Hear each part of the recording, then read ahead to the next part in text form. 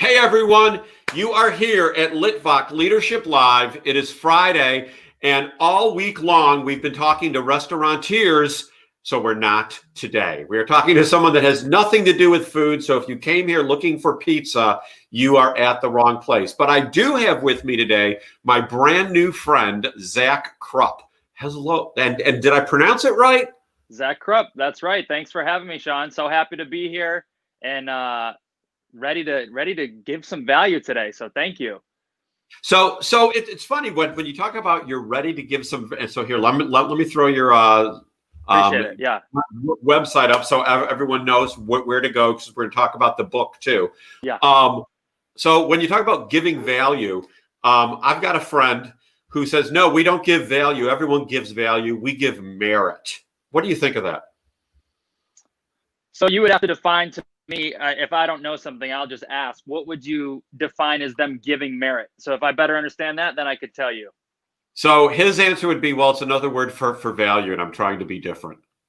Oh, okay. I mean, so that's just buzzword stuff. But hey, on his end, I will give him props, because one thing I do say is, if you want to stand out when everyone's doing the same thing, leaders, since we're talking about leadership, one thing that they can do is do the complete opposite of what the masses are doing. And in that way, you can get some traction and some attention. So I can appreciate his angle on that.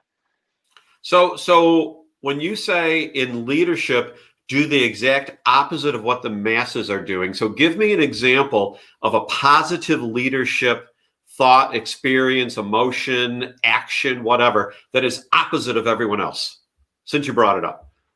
Yes. Okay. So I don't want to dig myself in a hole, because I threw in leadership, because I've been saying this terminology.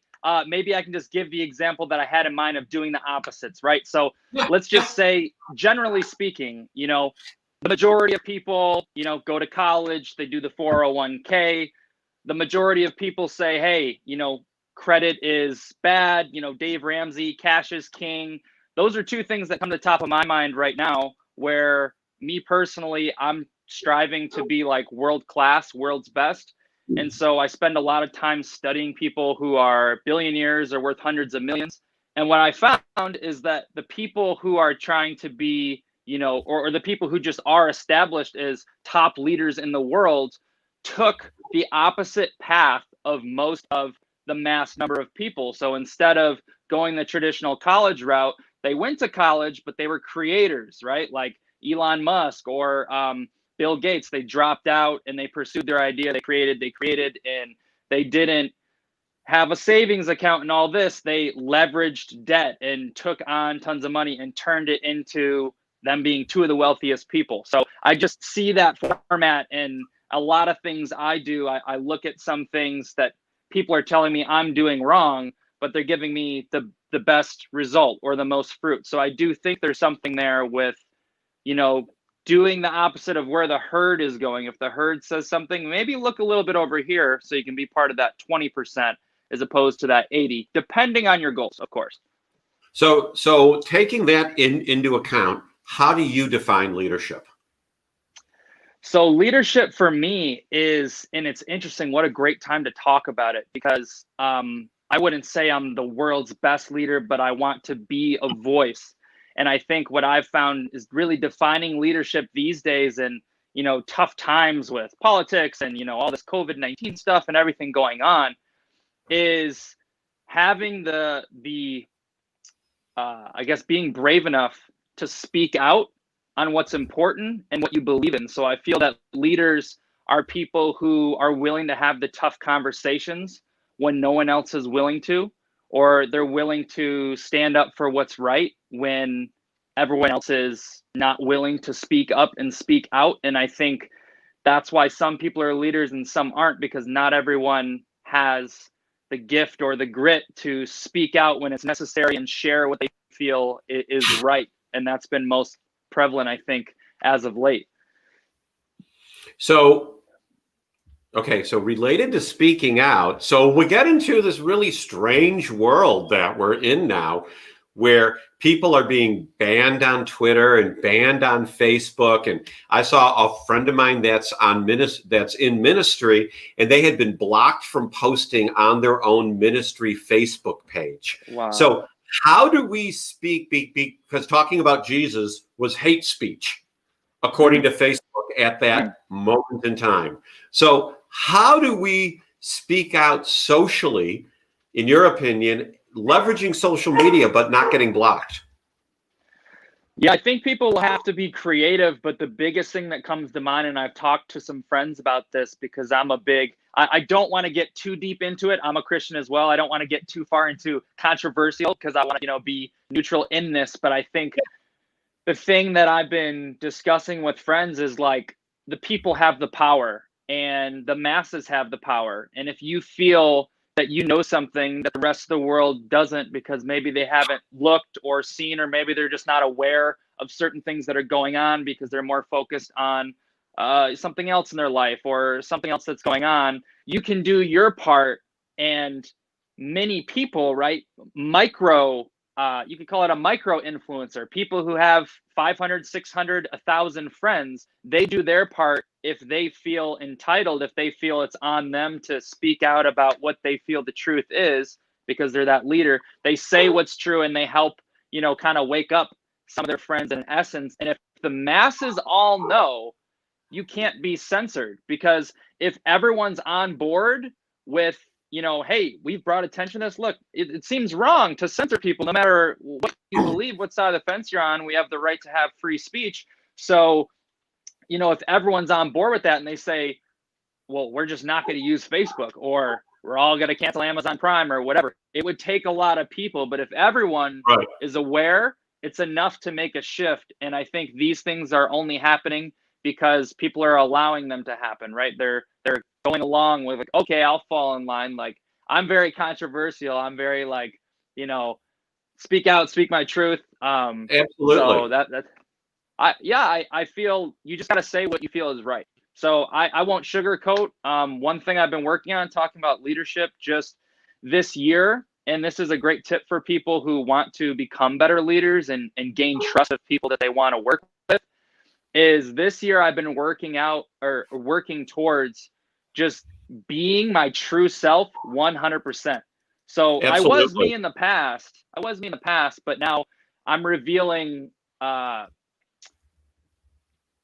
things about me that most don't know, right? Things that are transparent. So one of those things is I love Disney. Personally, I've always loved Disney. I have younger siblings. I think the movies are motivational. I've always followed them. That's not popular. I'm 27 years old, right? Like, some people could say, hey, grow up, you can't be a kid. But I've just put it all out there so I can be my true self and say, yes, I love Disney. Yes, I love Christmas. Yes, I do believe in Jesus. And I'm just putting it all in the forefront so people take me for who I am now before I grow into that person, and just say, hey, this is who I am. And now all of the, anything that you could be worried about stepping on toes or saying the wrong things as a leader, now it's all on the floor. People will take you for how you are, but they'll also appreciate you more, and they'll listen to you more, and they'll trust you more because you've been transparent and forthcoming with them.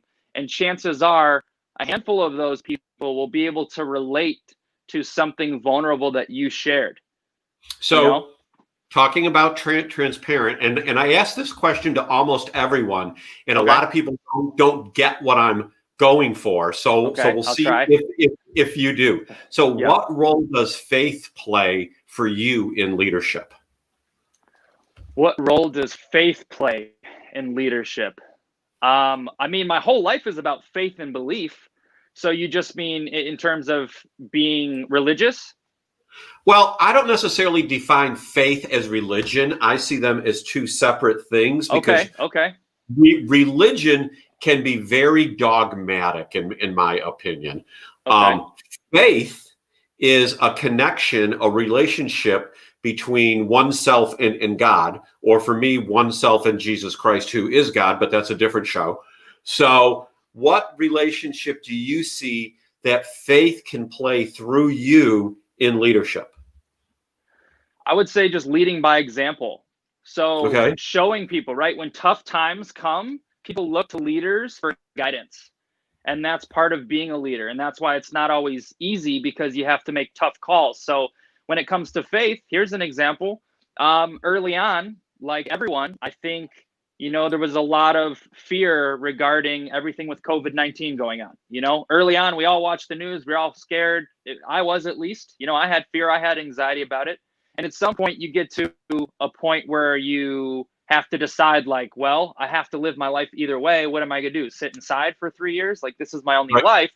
And so I turned to, and this is turning more into a religion, so I want to keep it leadership based, but I turned personally to the Bible, and those scriptures gave me confidence. And so now I'm using my social media platform to show my confidence and that I'm not in fear. And why am I not in fear? Because of what the promise says that's in, that I found in the Bible. So that's how my faith is showing as a person who doesn't live in fear, and hoping to instill faith or just confidence in other people to not live in fear as well. So I don't know if I passed the test or not, but you are right on. And I think that faith is all about leadership, because in today's world, to even be bold enough to talk about your faith is a leadership move. And you say how you're leaning on the scriptures. So before I put you on the spot, let me tell you, one of my favorite scriptures is Hebrews 11:1. Faith is the substance of things hoped for, the evidence of things not seen. I see that as a great leadership scripture. Is there one specific Bible verse that, off the top of your head, and if you say no, that's okay, that you can share that you see as a leadership verse that gives you strength and motivation? So I will say part of my transparent, I'll dodge your question in an essence, because part of my transparency is saying who I am and where I'm at. So I would be lying if I said I've been a devoted Christian for the last 10 years. Absolutely. So I think I'm stepping into my journey, and in the last year, I've been more engulfed, and I read my Bible, and I read a devotional. And on leadership, I'm not sure. I wrote a few scriptures here that just gave me confidence during tough times of adversity that I had recently. And so a few I have here is, if God can be for me, who can be against me? Romans 8:31. And another, I think I have one other up there. Maybe not. I don't have the other scripture, but here's one other phrase. This is a huge phrase that can give people confidence to overcome anything. This will be great. So I reflect on this, and I teach to a lot of people I know. This phrase, religious or not, it still works. I can't think of one thing that I worried about that actually came true. And the twist that I put on it is, believe God's got this, no worry. But if you're not religious, still say, I can't think of one thing that I worried about that actually came true. Have faith. Because oftentimes we worry about what could be. And I mean, in my life, 95% of the time, it never happens, Worry is just rumbling in your head, rumbling in your head, rumbling in your head. Another trite phrase is, worry is fear, and fear is false evidence appearing real. That's right. That's an old one too. All right. So tell me about an experience you had as a follower where the leader made an impression on you, whether it was a good impression or a bad impression. Okay. So something that is with you. So I think a good example is one of my friends, a peer of mine who's actually just about the same age as me. And I used to do network marketing in the past. I worked for a company called Vaseo, and like many network marketing companies, they worked with health and nutritional products. And so it was my first time joining a company. I met this guy at the gym, really good dude, same beliefs as me, and we hit it off because we both wanted to be great, for lack of a better word. We strive for greatness, or we feel that fire inside. And really, I have to give him credit. His name's Danny Wilgenbush, and he's one of the best leaders I know at my age, because what he does that I guess shows up for me, or the lesson there, was just not taking any days off. because on a leadership level, let's just say you're leading a team in network marketing, you might have a leader or two, and then you have other people who look to you for advice or guidance or, faith. And leadership at the top, it's easy to, if both leaders can agree, it's easy to take a day off, say, oh, let's just reschedule this call tonight. Like, dude, it's so late, only 3 people are here. And we were doing this call, and I think we only had 2 people show. And so he's like, well, where the heck is everyone? We have 15 people who are supposed to be here. And he said, you know what? Right. We're going to do it anyway. And he gave it his absolute best and delivered for those 2, because you have to realize that every person counts. Even I can't see the live count here. We may have no one watching, but you still have to give it your all here for that one person who pops on the replay. Here's one thing we say.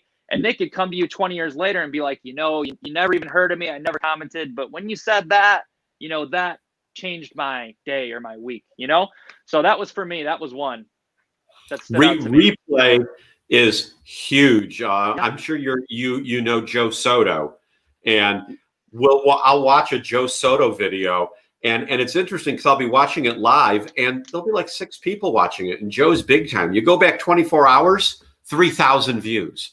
Wow. Yeah. So it happens. I mean, people live their lives, so not everyone can hop on the moment, but they want to still listen to what you have to say. So let's talk about the book. You've got a book out, The Direct Line. Got it behind you. There it is. People, you can get it by going to zackkrupp.com, and there's a link. So tell us about the book. Yes. So this is my baby, The Direct Line, how to connect and engage online with any influencer in the world. How it came about is we've mentioned briefly, I think, that I was working for Jeffrey Gitomer in the past, 13 or maybe now 15-time best-selling author and teacher on sales and attitude. And I was working for him, and sometimes I would work on bringing different high-level guests on the podcast. I took it upon myself to say, like, I know I can get through. And, we brought on Andy Frisella and Jack Canfield and David Meltzer and CEOs of these big companies. And what I realized halfway through is that I had this, I guess, skill of a sense, like since high school, since 2011, I used to connect with NBA players and just get responses from them. And then at this job, I would be able to book these guests. And so I looked over everything that I had, and I didn't realize, I said, there's something here. This continues to work time over time. Some of the biggest in the world who have 5 million followers and people can't reach through. I'm getting through in one day. Like, I need to look into this deeper. So I kind of broke down my process, and I realized, I was like, wow, like this works, and it's worked time after time. So what I did in this book, the way I use it is, you might say, well, why do I need to connect with, some famous person? I don't care. Because this book serves, I believe, as an avenue to pursue your dream. And let me explain how this is for the dreamers, or it could be for the salespeople who want to reach that CEO and make the big sale. But this is for the dreamers for this reason. Many dreams, I'm a dreamer myself, so I channel this so strongly. Many dreams fall short because people don't have the connections, or they can't get in front of the person who can make their dream come true.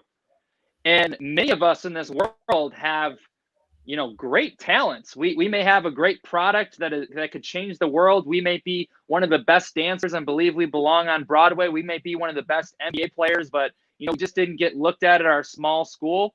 And those dreams die because people can't get in front of the person. So what I say is that through these social media strategies, this is done through Instagram, Twitter, it can be done through email, through these social media strategies, when you take them and you attach them to a massive action plan, I believe, based on my experience, you can truly reach anyone in the world. And to this, I want to say one other thing. People say, well, that's funny you say it, that's great, but they're too busy, or I tried. I tried for 3 weeks and it didn't work. The one caveat on this is the question I ask people is, I'm here for the real dreamers, the people who say, this is all I got. I'm doing this. Like, this is my only life. How bad do you want it? That's the question I ask everyone. How bad do you want it? Because if you want it with all of you, you won't stop. And you can do this without being annoying, but you won't stop. And if you don't stop, you will succeed. So it can have 100% success rate if you follow that path. And that's why I'm so excited about it. So who would you say was the person that you connected with, that you got through to, that after you did, you hung up the phone or you walked away from the computer, whoever it was, and you were like, holy shit, I can't believe I just did that. Who was that person? See, that's a tough question because I have so many. So give me some examples. Okay, let's do Jack Canfield, right? Are you familiar with Jack Canfield? He's a big time leadership motivational sales guy. Yes, he was in The Secret. Many people have seen The Secret. He wrote The Success Principles, which is an incredible book. And so I read The Success Principles. It was a game changer for me. I learned about making a vision board from Jack Canfield and expanded on that idea and made the vision wall behind me. And I'm huge on the vision wall. And so I decided I want to write him a letter. So I wrote up this letter and I sent him pictures of my vision wall. And I wanted to tell him the impact I had and how I plan to be a billionaire in the future. And so I wrote this all up. And then I went to go send it. And I said, well, I could, instead of mailing it, let me try to reach him first, like in a quicker way through social. So got through, basically sent him this message, got it percolating through a few of his old staff members. And within 2 hours, Jack Canfield personally emailed me 2 hours after I sent out this message. And he emailed me this long message and said, like, thank you, whatever, I believe. And actually, he's a testimony. He's the #1 person in the back of my book. It says, I am confident you will be a billionaire, Jack Canfield. Wow. So I had in 2 hours, one of the top business, entrepreneurial person in the world giving me a bit of confidence. And that stuck with me. I actually printed out the email. And when I met him, I had him autograph it and just double down on that promise because I want to follow through on that promise. That's just incredible. one. Yeah. That is amazing. So how are you leveraging all these connections to help others? Yeah. So I think awareness is part of it. Putting it out there. I got to shout out Eric Bam. He deserves it. Right. Sure. We kind of do the same thing. And in essence, I'm learning as I meet more of his friends. I got introduced to Tim, and of course I knew Wes already. And now with yourself, and I see people talking, and I realize in his network or the friend group, he's the connector. He is the connector. He's the connector. Yeah. And so I've been told I'm the connector because the way that I guess, bring value to others through this is my goal, at least with Jeffrey, when I was working with Jeffrey too, was to bring two great minds together. So I would sell one person on the other person and how they could help that person. And it would make a mutually beneficial situation. And now, even though I have nothing to show, I'm not giving them money, I'm not, being their customer, I'm providing them, they both can benefit each other. So I'm connecting. So in some ways, being the connector has been the way that I've brought value to high-level people. And the book is for people like you and me who are getting out there, who are chasing something, who want to connect to something. But one other tool that I use to empower, or one other tool, big tip, if you want to reach the world's best, the best thing you can do is you can be an idea man or woman. So some of my best, some people I've worked on for a while, 60 different messages over the course of 2 years, nothing. Then I sent them a damn good idea. And as soon as you send someone a damn good idea, they might just email you. They might just call you. They might just DM you, because that was my experience. And ideas are free and ideas are infinite. So when big time players talk about their problems publicly, listen and go to work immediately and see if you have a solution. And this happens in all the big companies too.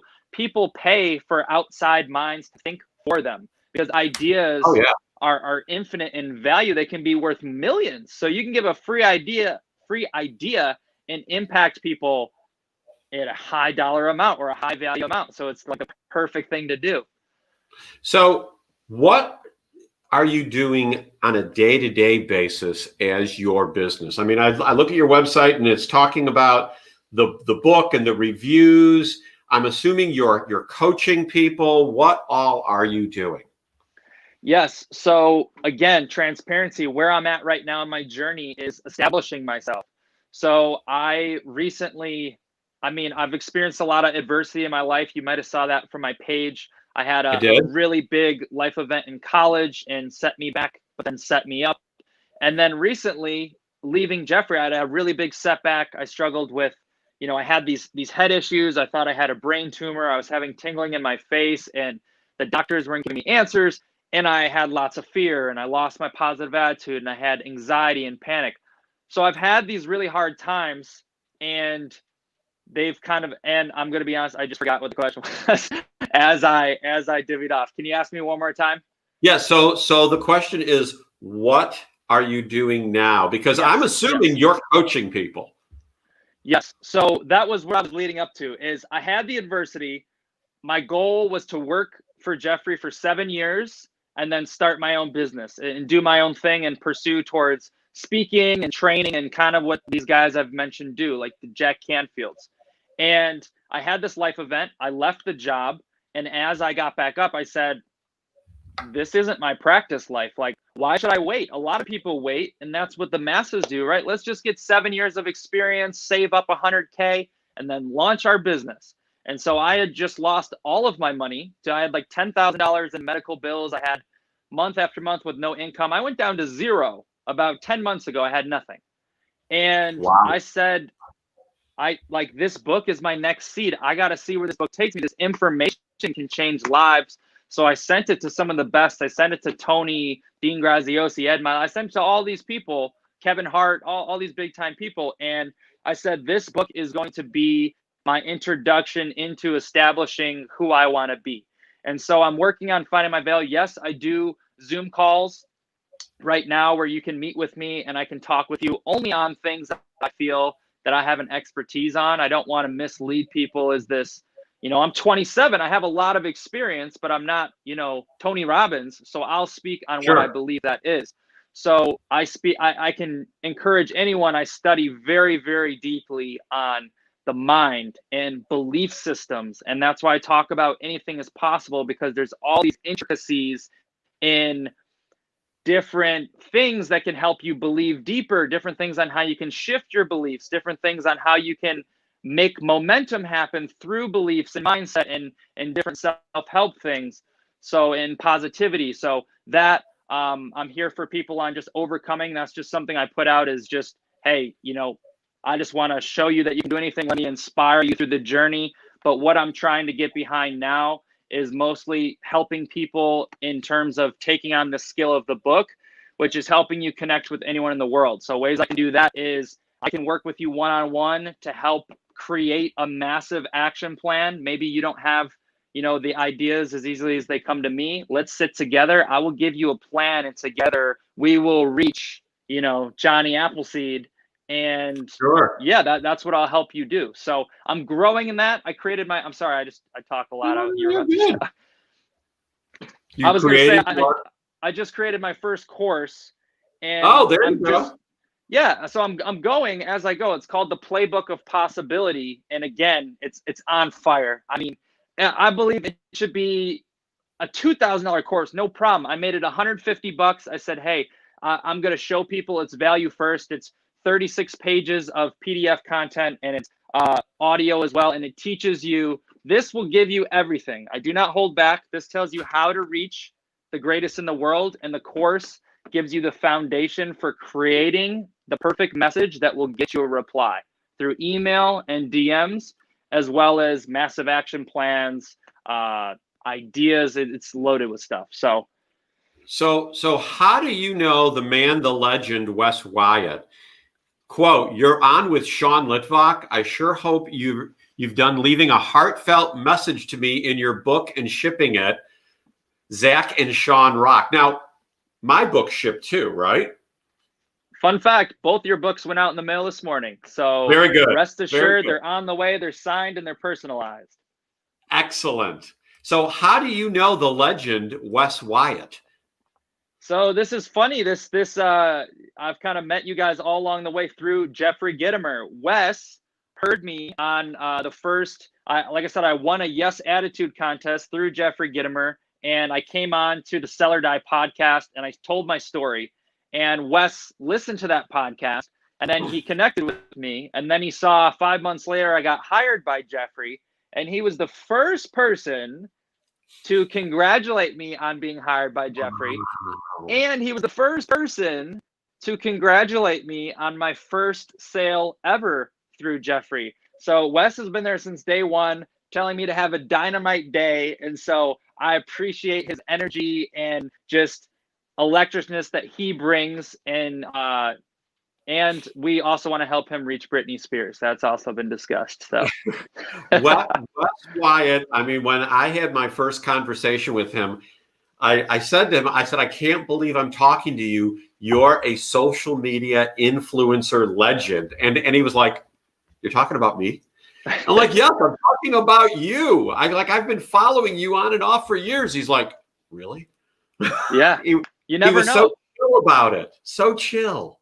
Humble guy for sure. Humble guy. So let's see. So what strategies do you think individuals should employ to improve their leadership skills? I mean, the biggest one is just taking on new information. Leaders are readers. Continue to sharpen your axe. Don't let it go dull. Don't get complacent with what you know. There's so many people who you meet and they say, I've been doing this job for 30 years, but they've been doing the exact same thing for 30 years. Not anything new. So I think it's important as a leader to continually build into your base of knowledge, pour into yourself, because as a leader, it takes a lot of energy too when you pour into other people, but you need to make sure that your cup is filled so you can give to other people. So you can do that by pouring in, planting those positive seeds in your mind, whether it's listening to John Maxwell or other great leaders, or reading those great books. So that's one thing that I think is just overlooked. And people think they know it all. Oh, I read Think and Grow Rich once. Well, read it again. Go read it again. Absolutely. So we've reached 32 minutes in the 30-minute show. Shockingly, the time just goes by so quick. It just blows my mind almost every day. So as we're winding down, what words of wisdom do you have for people to go apply as knowledge as they enter into the weekend? Yeah, I think I'll give this big one, because this has just been, and I shared this when I was on with Bam and Tim on the penalty, and Wes as well on the penalty box, is like my big theme for my life now in the last year is awareness. And awareness, because I keep coming back to this is not your practice life. And I think all of us, it's easy every day, you are tempted to fall into distraction, whether it's on social media, whether it's on politics, whether it's family things at home, and you have to carve out the time for what you want to do. And I think having a daily awareness is one of the most important things that you can do, leader or not, because you need to have that urgency on you that every day matters. Every day is a chance to get closer to your goals, to achieve what you want. So be aware. Am I on track? Maybe journal each night and say, did I reach some of my goals today? Right. So awareness, because this is your only shot at it. Stay focused on the vision and the goal and avoid the distraction. That's great. That is so true. So Zack, thank you so much for being my guest today. I know I learned a lot, and if I learned a lot, I'm sure other people learned a lot too. Everyone go out and get Zack's book. You can find the book is The Direct Line. You can find it on ZackKrupp.com. That is Litvak Leadership for today. Everyone enjoy your weekend and be blessed as always. Bye now. Thank you, Sean.